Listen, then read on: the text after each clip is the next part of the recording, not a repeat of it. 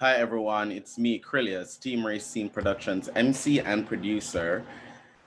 And joining me today is Michele Rayner. And I'll have Michelle introduce herself. Hi Michelle, how are you? Hey, how are you?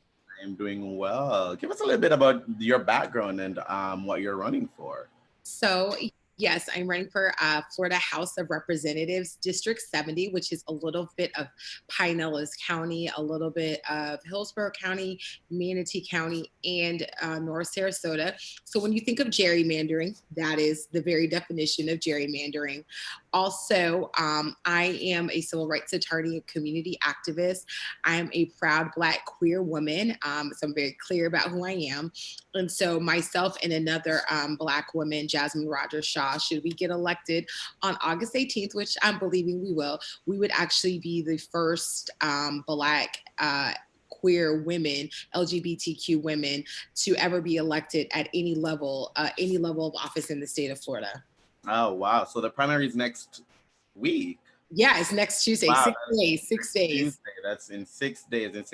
So tell me, how are you feeling leading up to that? I am confident, obviously not comfortable. We're still putting in work. We're still calling. We're still lit dropping. We're still doing digital. We're still communicating, making our case to voters. One of the things we're finding is that, we're even educating people about the primary. I think we're so focused on November 3rd, getting Donald Trump out. We're just so focused on that, but realizing that local and state elections matter as well, because those are really the offices that affect your life on a day-to-day basis.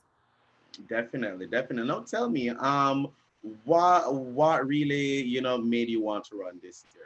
Yeah, so this seat was coming up for it was an open seat, and I kind of kept looking around and saying, well, I wish there was someone that would do this, or I wish there was someone that would do that, or I wish there was a people focused candidate. And I looked at the field and those who already said that they were going to jump in, and I was like, okay. And I was talking with a friend, and a friend basically said to me, why are you waiting for someone else to jump in? You're the person that you're waiting for. You need to go ahead and you need to jump in. Wow, wonderful. And tell me the issues that, are at the top of your mind right now, like the top three issues that you would tackle if you are to be elected for the Florida House District 17.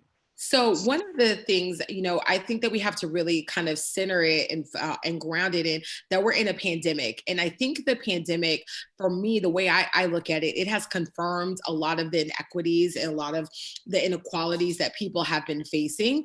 And so we have an affordable housing crisis throughout the state of Florida, but specifically in District 70.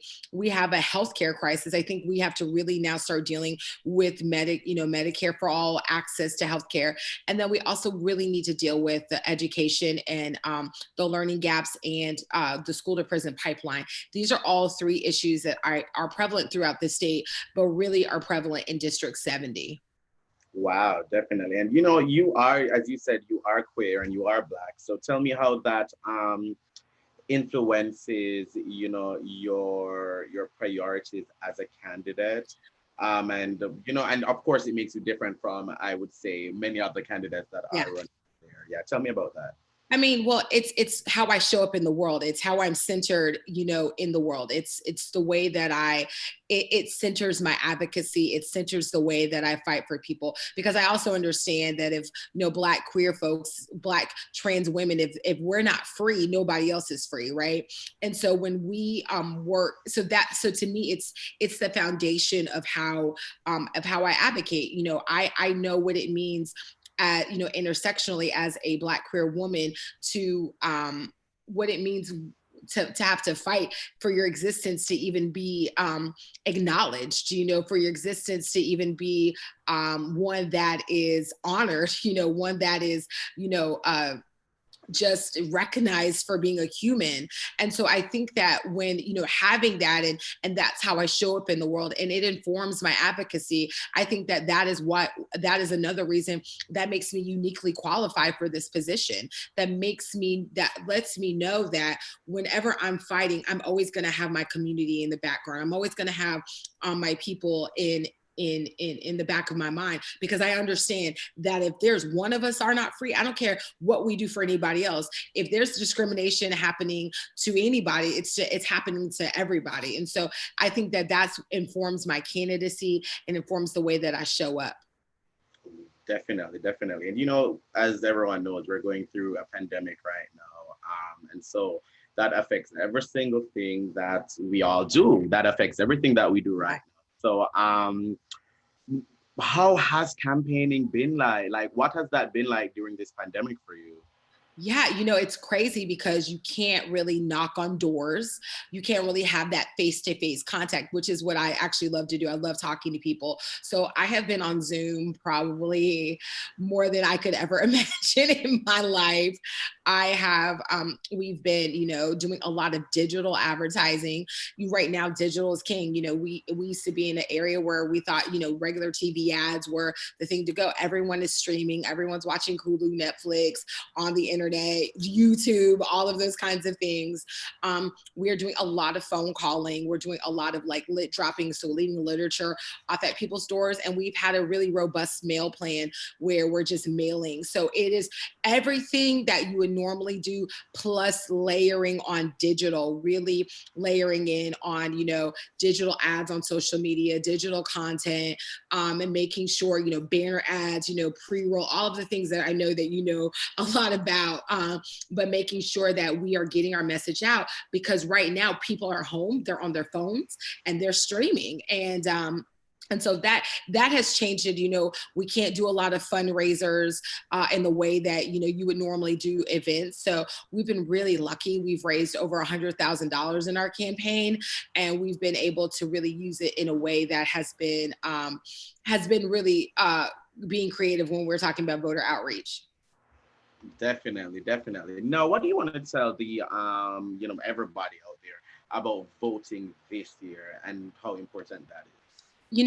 John Lewis, just passed. And I always think about him with regard to vote, because actually it's interesting. One of my opponents has never voted a day in his life, and he's running to be in the Florida House. So, and he's an African-American man. And it was really interesting to me when I found that out, because I'm like, wow, my mom lost her scholarship to a university because of her activism around voting in the early 1960s. And, Wow. thinking about John Lewis and, him literally spilling his blood for us to vote, and so many other people. And I know that it sounds really dramatic, like when we're like vote or die, or vote, vote like your life depends on it. But really, we have seen, because of this pandemic, our life depends on it. We have a president that doesn't care. We have a president that I believe that hasn't been responding appropriately. Heck, I have a governor in the state that I live in, Florida, that hasn't been responding appropriately. And I think that we have to put in leadership. We're not going to say the leaders that we have are perfect. I don't think that that's, what we don't look at, whomever, the Democratic Party is. And I think people have the arguments about who Joe Biden may be, or who Kamala Harris may be, but I can tell you they're 1,000% better than what we have now. And we need to vote. And not only do we need to vote in the national election, we need to vote in our primary elections. We need to vote in our local elections, because that affects your life, if not more than anything. And we need to be informed, because people are relying on the fact that we're not going to be informed. People are relying on the fact that we're not going to do our research. And that is how, things slide by us. That's how you wake up and you have crazy laws and you don't realize how they happen, but because people are relying on us not to be informed, not to get involved. And so, I just urge everyone, if you've never done it, this is the year to do it. There's no shame. If you need research, there's so many places to go. Do your research, get informed, be an informed voter, because at the end of the day, our lives and our families' lives are depending on it. I agree. I agree. That was well put. Very well, very well said. Now, speaking of voting, how can the audience out there, those in Florida, those who are able to vote for you, tell us how they can vote for you, how they can support you? Yes. So right now, if you received your vote by mail ballot, you can go ahead and you can go ahead. I would say drop your vote by mail ballot at your supervisor of elections office. So that's the number one thing that I would do. Drop it over at the supervisor of elections.